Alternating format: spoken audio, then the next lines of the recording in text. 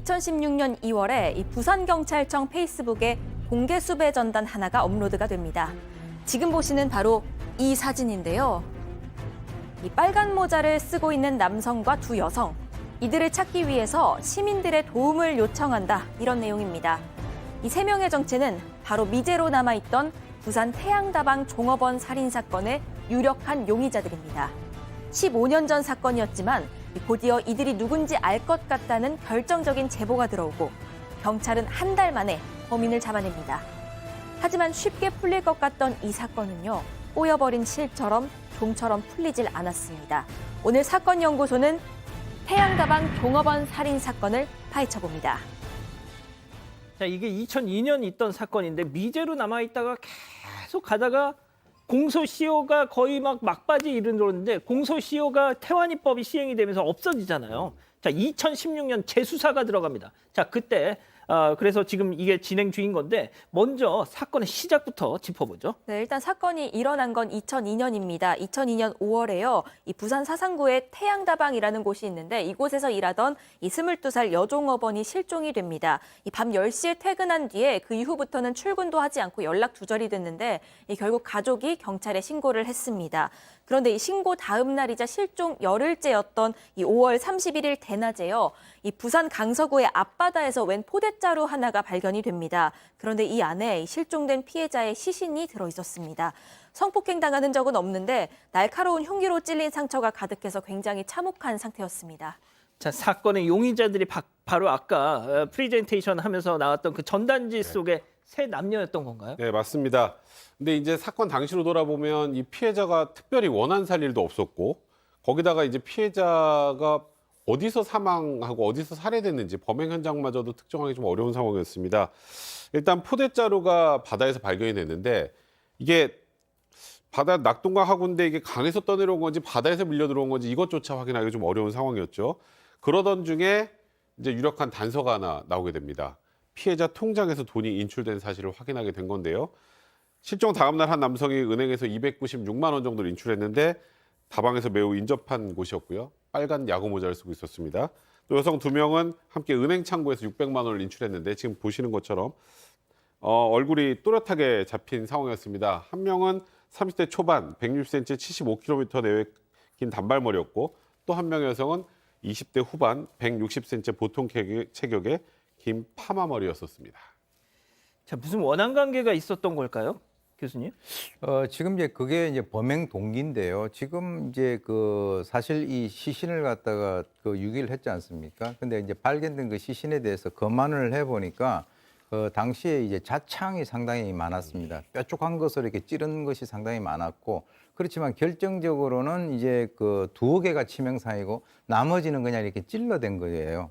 그래서 제가 이제 이 피해자 같은 경우는 사실 집안이 상당히 가난한 그런 그 여성이었는데 아주 악착같이 본인이 돈을 갖다가 모았고, 그리고 이제 뭐 이 그 가지고 있는 통장도 여러 개 있는 것으로 이제 알려졌어요. 그때 당시에도 2002년 그 월드컵 때문에 굉장히 그 뭐 사람들이 이렇게 흥분돼 있는 상태인데도 불구하고 본인이 일을 했다라고 하는 거죠. 그런데 이제 사실 이 여성 같은 경우는 주위에 뭐 이렇게 원한을 살 수 있는 그런 그 여건도 안 됐다라고 보기 때문에 가장 핵심적인 것이 바로 그 다음 날 그 여성의 모든 돈이 싹 다 빠져나갔어요. 아하. 그걸 보면은 이거는 금전을 노리고 비밀번호를 알려달라고 하니까 아마 이 여성 같은 경우가 금방 얘기를 안 한 것 같아요. 예. 그래서 그 과정에서 그런 어떤 그 상처들이 발생된 것이 아닌가 이렇게 이제 추정이 됩니다. 자, 그 전단지 다시 한 번만 좀 보여주실래요? 예. 전단지 속에 저렇게 사람들의 얼굴이 찍혔는데, 그 CCTV. 예. 자, 양 변호사님, 근데 이게 왜 미제였냐면 이거죠. 그러니까 저렇게 전단지로 공개 수배됐고 TV에서도 방영을 했다라고 하는데요. 저게 2002년이잖아요. 그러니까 그 최근 들어서 한 10여 년 사이에 우리 미디어 환경이 정말 많이 바뀌었죠. 20년이 더 지났잖아요. 예. 그래서 그때는 저렇게 하고 TV에도 방영이 됐는데도 제보가 딱히 없었답니다. 그래서 미제 사건으로 남아서 그냥 끝날 뻔했는데 이 공소시효가 살인죄 공소시효가 폐지가 되면서 2016년에 수사팀이 미제 사건 전담팀이 다시 꾸려져서 다시 수사를 했고 이 전담팀이 SNS에 저걸 올린 거예요.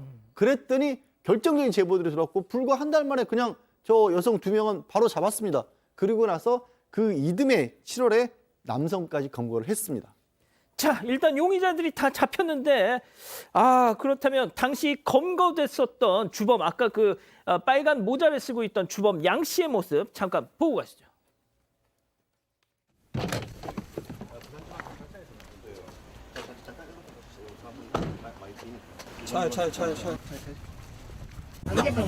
예, 너 들을 테니까 일단 타시고.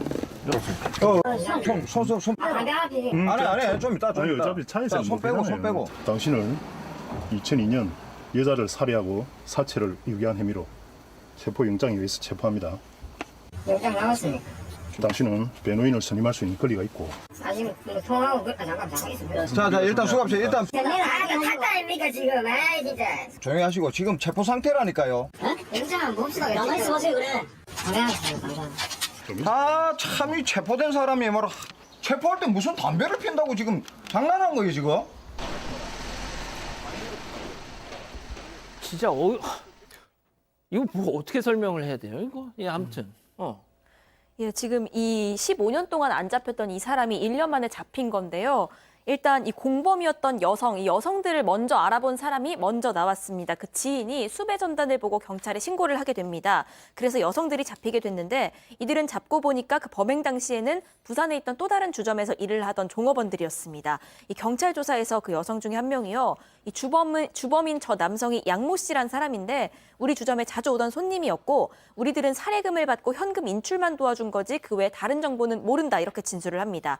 이 얘기를 듣고 경찰이 그 사건 당시에 은행 주변 기지국에 잡힌 통화 기록 1만 5천여 건이었는데요. 이것을 다 조사한 끝에 저 남성의 신상을 파악을 합니다. 그 주범이 바로 이 뻔뻔하게 나왔던 40대 양모 씨입니다.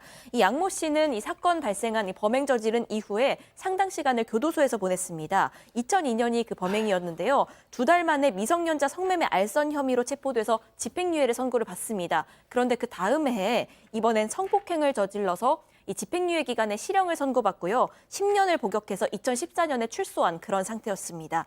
하지만 양 씨는 조사에서 범행을 부인합니다. 자, 일단 그 공범이었던 여성들, 돈을 찾았던 여성들의 진술 말고 백 변호사님, 다른 사람들의 진술은 없었나요? 일단 이 양 씨하고 동거하던 동거녀가 또 결정적인 진술을 했습니다. 그 진술이 뭐냐면 당시 물컹한 내용물이 담긴 마대자루를 함께 옮겼다. 그러니까 아마도 이 피해자의 시신으로 추정되는 그런 무언가를 옮겼다라고 진술한 바도 있었고 그리고 사건 직후에 이 양 씨가 그 당시에 스포츠카를 타고 있었는데 예. 스포츠카를 중고로 내놨는데 굉장히 터무니없이 당시에 시세보다 싼 값에 팔았다고 하고요. 의자 부분에 좀 이렇게 의문의 붉은 얼룩이 있었다라는 구매자의 진술도 나온 상황입니다. 그리고 양 씨가 구속 직전에 재수사에 이제 이게 들어가기 시작했죠. 재수사에 들어간 상황에서 이 양 씨가 찾아봤던 검색어가 살인죄 공소시효, 살인죄 공소시효 폐지 이런 단어들을 검색했고요. 하지만 이제 가장 큰 문제는 피해자를 살해했다는 결정적인 증거, 뭐 예를 들어서 목격자나 범행 도구나 DNA 등이 나오지 않았다는 것이 이 사건의 다소 남은 맹점이라고 할 수 있는 그런 상황이었습니다. 자, 양 변호사님, 경찰한테 자백 비슷한 것도 뭐 했다면서요, 저 양모가. 그러니까 공식적으로 뭐 진술서 쓰는 과정이 아니라 따로 이렇게 뭐 잠깐 쉬는 시간에 얘기하면서는 이런 식으로 얘기를 했다라는 거예요. 내가 그 사건을 잊어먹으려고 했는데 시간이 갈수록 자꾸 그 일이 나를 조여온다라고 하면서 털어놓은 게 이런 얘기를 하는 거예요. 원래 이제 그냥 다방에서 일을 했으니까 퇴근 시간 할 때까지 같이 차를 마시고 있다가 나오는 길에 뭐 드라이브나 한번 하려고 차에 태워줄게 해서 태우고 나왔는데 자기가 뭐 귀신에 쓰인 건지 그런 일이 벌어졌다. 그리고 흉기로 공격을 하니까 뭐 우욱하면서 쓰러졌다. 이런 얘기들을 형사에게 자연스럽게 했고 그게 또 녹취록까지 한번 공개가 됐었습니다. 자, 남은 건 재판부의 판단입니다. 네, 일단 1심부터 항소심까지는 무기징역 판단 내렸습니다. 이 양 씨가 나는 이 통장이랑 도장 들어있는 어떤 핸드백 하나를 주어서 돈만 인출한 거지 살해하진 않았다 이렇게 주장을 했는데요. 이걸 받아들이지 않았습니다. 하지만 대법원에서 지난 2019년에 이 양 씨에 대해서 무죄 취지로 파기환송을 했고요. 최종적으로 파기환송심에서 무죄가 선고가 됐습니다. 무죄가 나왔다고요? 그러니까 이렇게 조금 전에 아니 세상에 물컹한 그 마대자루를 같이 옮겼다는 그 여성의 증언도 있었고 그런데요? 그러게요. 이게 시간이 오래 지났기 때문에 말 말고는 뚜렷한 증거가 없었던 거예요. 거기에 지금 말한 그 동거녀 마대자루 옮겼다는 진술이 있지 않습니까? 예. 이 진술도 사실은 몇 번 바뀌었던 거예요. 그러니까 법원에서는 이게 믿을 수가 없다. 이 여성의 말을 그렇게 해서 증거가 없어져 버려서 무죄가 된 겁니다. 아니 근데 아까 양 변호사님 소개한 거 그 형사한테 아유 제가 그때 아유 잊으려 그랬는데 제가 막 어떻게 하니까 그 피해자가 욱 하면서 쓰러지고 그런 얘기를 했다면서요. 근데 그거는 이제 조서에 담긴 내용이 아니잖아요. 아니 근데 단 이 정도 됐으면은 그러니까 사적인 대화이기 때문에 그 자체가 증거로 사용될 수는 없는 거고요. 그러다 보니까 조금 전에 양 변호사님 말씀하셨던 것처럼 우리가 이해하기는 어렵겠습니다만 무죄 판결이 나온 겁니다. 교수님 이거는 좀 아니지 않나요? 이렇게 세상에 이거까지 찍혀가지고 해가지고 잡았는데 글쎄 저는 이제 이 사건을 이제 그 처음부터 나중에 잡히고 난 뒤에 이제 다시 그 과정부터 다 이렇게 좀 이렇게 볼 수 있는 그런 기회가 이전에 있었습니다. 예. 그런데 좀 이제 아쉬운 그런 부분들이 있어요. 아까 얘기 나왔던 이 친구가 이제 어떤 사적인 대화를 한 그런 것을 갖다가 공적인 문서로 남겨놓는다든가 하는 그런 것들.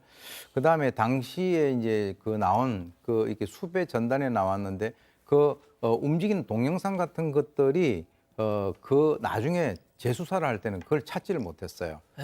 그런 것들이 조금 이제 아쉬운 부분들입니다. 그러나 아까 이제 보게 되면 본인이 이제 체포당할 때 그 미란다 원칙을 갖다 고지하고 살인죄의 그 어떤 용의자로 체포를 한다라고 했을 때 펄펄 뛰어야 되잖아요. 예. 근데 영장 나왔습니까? 이런 식으로 얘기를 갖다가 아니, 이제 담배 하고 달라지 있는 거. 않습니까? 예, 담배 달라 하고 하는 그런 거. 그런 것들 그리고 이제 귀 모양에 대한 그 특이성 이런 것들에 대해서 사실 이 수사를 했었던 그 경찰의 입장에서는 정말 아주 수사를 갖다 잘했어요. 그러니까 1심, 2심에서 무기징역이 나온 거 그렇죠. 아닙니까? 그런데 이제 바로 이 대법원에서는 뭐 저도 이제 이 땅에 그 발을 딛고 사는 그런 입장이기 때문에 대법원 판결이니까 뭐 그러니 할 뿐이지 개인적으로는 저는 사실 동의할 수가 없는데 그러니까 이제 그 과정에 있어서의 1, 2심에서 인정을 했었던 그 사항 증거에 대해서 대법원은 전혀 그걸 갖다 인정을 하지 않았기 때문에 그렇다면 이 DNA 같은 것만 이것이 유일한 증거라고 얘기한다면 DNA 이전에 있어서 그런 사건들은 전부 다 무죄를 갖다가 줘야 되지 않느냐라고 하는 그런 측면인데요. 저는 개인적으로 이 사건과 연관돼서 이 대법원의 판결이 아쉽기 짝이 없다. 저는 개인적인 그런 소회입니다. 이 양 씨가 말이죠. 이렇게 얘기를 했답니다. 통장과 도장이 들어있는 핸드백을 우연히 주웠다. 야, 너 그럼 비밀번호는 어떻게 알았어? 그랬더니 그걸 그냥 지가 조합을 해봤다는 거예요. 그걸. 그랬더니 맞았다는 겁니다. 그래서 돈을 찾았대요. 이게 말이 됩니까 이게? 예? 자, 지금 이 양모는 지금 이 방송을 보고 있을지도 모릅니다. 지금 나와 있으니까요. 자, 오늘 사건 연구소 이렇게 정리하고요. 가족 여러분 잊지 마시고 구독과 좋아요, 알림 설정 여기.